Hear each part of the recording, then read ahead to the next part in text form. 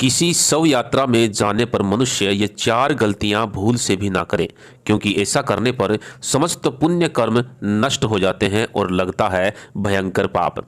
दोस्तों, यदि आप भी किसी व्यक्ति के अंतिम संस्कार में शामिल होते हैं तो आपको गरुड़ पुराण में बताए गए इन महत्वपूर्ण नियमों का पालन अवश्य ही करना चाहिए। तो क्या है वो नियम, जानेंगे आज इस वीडियो के माध्यम से। अतः पूरी जानकारी के लिए वीडियो को ध्यान से अंत तक अवश्य देखें। नमस्कार, स्वागत है आप सभी का एक बार फिर से। दोस्तों, भगवान श्री कृष्ण गरुड़ जी से कहते हैं कि इस संसार में जन्म लेने वाले प्रत्येक जीव की मृत्यु निश्चित है। मृत्यु एक ऐसा सत्य है जिसका सामना सबको करना पड़ता है। कोई भी जीव मृत्यु पर विजय प्राप्त नहीं कर सकता, किंतु यदि कोई मनुष्य जीवन प्राप्त करके अच्छे कर्म करता है, अच्छे मार्ग पे चलता है, ईश्वर की भक्ति करता है, तो निश्चित ही उस मनुष्य को जीवन मरण से मुक्ति प्राप्त हो जाती है, उसका मोक्ष हो जाता है। उसे पृथ्वी लोक पर फिर से जन्म नहीं लेना पड़ता।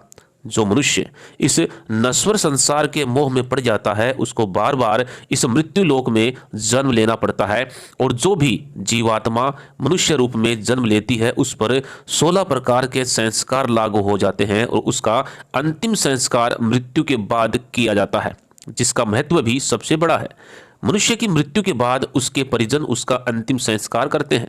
जिस व्यक्ति का अंतिम संस्कार शास्त्रों के अनुसार नहीं किया जाता उसे कभी भी मुक्ति प्राप्त नहीं हो पाती। वह प्रेत आत्मा बनकर मृत्यु लोक में भटकता रहता है। गरुड़ पुराण में मनुष्य की मृत्यु के बाद किए जाने वाले सभी कर्म कांडों के बारे में विस्तार से बताया गया है। गरुड़ पुराण में भगवान श्री कृष्ण ने मरणासन्न व्यक्ति के लिए किए जाने वाले सभी कार्यों का विस्तार से वर्णन किया है। आज हम जानेंगे कि किसी मृत व्यक्ति की शव यात्रा में शामिल होने के बाद व्यक्ति को कौन कौन सी बातों का ध्यान रखना चाहिए।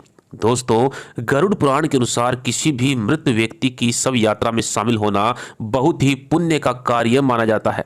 यह शायद बहुत ही कम लोग जानते होंगे कि जो भी व्यक्ति किसी की अंतिम यात्रा में शामिल होता है तो ये उनके पुण्य कर्मों में जुड़ जाता है।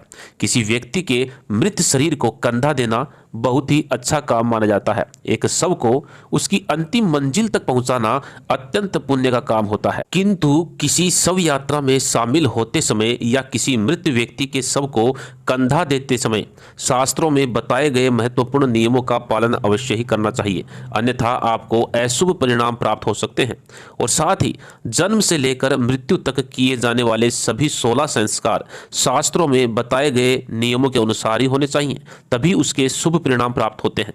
तो आइए जान लेते हैं कि अंतिम संस्कार में जाने पर अथवा किसी व्यक्ति के शव को कंधा देने पर मनुष्य को कौन कौन से नियमों को ध्यान में रखना चाहिए। उन सभी नियमों में से पहला नियम है, अंतिम संस्कार करते समय कभी भी उस मृत व्यक्ति को पुकारना नहीं चाहिए। उस मृत व्यक्ति को शांतिपूर्वक विदा करना चाहिए और उसकी आत्मा की शांति के लिए भगवान से प्रार्थना करनी चाहिए। उसे कभी वापस आने के लिए नहीं कहना चाहिए। मृत्यु के पश्चात वह व्यक्ति ईश्वर के सानिध्य में चला जाता है। यदि उस मृत व्यक्ति को कोई पुकारता है तो वह प्रेत रूप में आपके साथ चला आता है। वह प्रेत रूप में अपने ही परिजनों को दुख देता है, इसलिए मृत व्यक्ति को कभी भी पुकारना नहीं चाहिए। दूसरा नियम, शमशान से लौटते समय कभी भी पीछे पलटकर नहीं देखना चाहिए। लौटते समय किसी नदी या जलाशय में स्नान करना चाहिए और कुछ नीम के पत्तों को भी चबाना चाहिए। गरुड़ पुराण के अनुसार शमशान से लौटकर स्नान करना और नीम के पत्ते चबाना अनिवार्य होता है, क्योंकि वहां पर बहुत सी नकारात्मक शक्तियां होती हैं।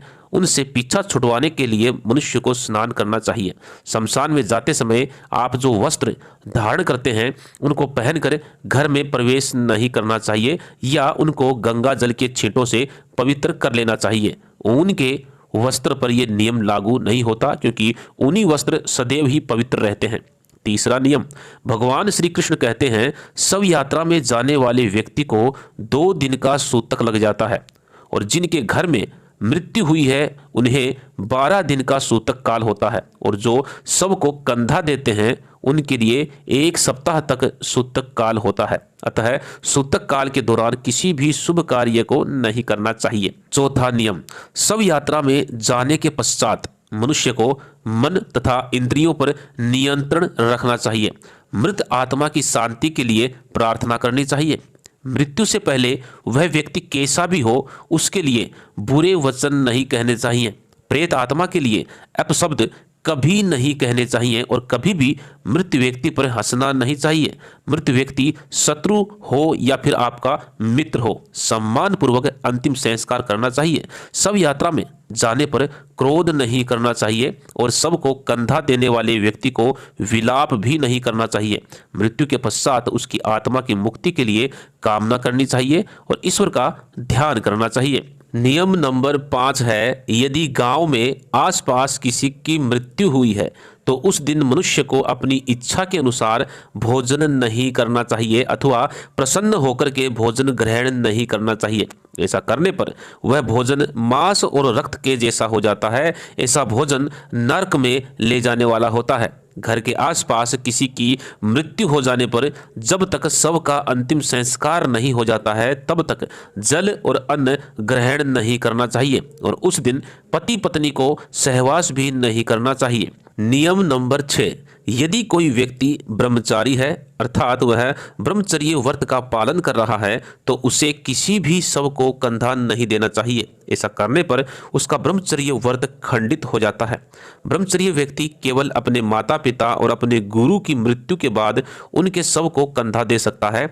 अन्य व्यक्ति के शव को कंधा देने से उसके संपूर्ण व्रत का खंडन हो जाता है, जिससे उसके समस्त पुण्य कर्म नष्ट होते हैं। शव यात्रा में उत्पात करने वाले, हंसने वाले, वह क्रोध करने वाले को महापाप लगता है। अब अंत में है 7वां नियम। भगवान श्री कृष्ण कहते हैं कि शव यात्रा प्रारंभ करने से पहले उस शव के हाथ पैर बांध दिए जाते हैं। यदि ऐसा नहीं किया गया तो वह पिशाच योनियों के हाथों में पड़ जाता है और साथ ही शव को कभी अकेला नहीं छोड़ना चाहिए। यदि शव को अकेला छोड़ दिया जाए तो दुष्ट योनियों के स्पर्श से उसकी दुर्गति हो जाती है।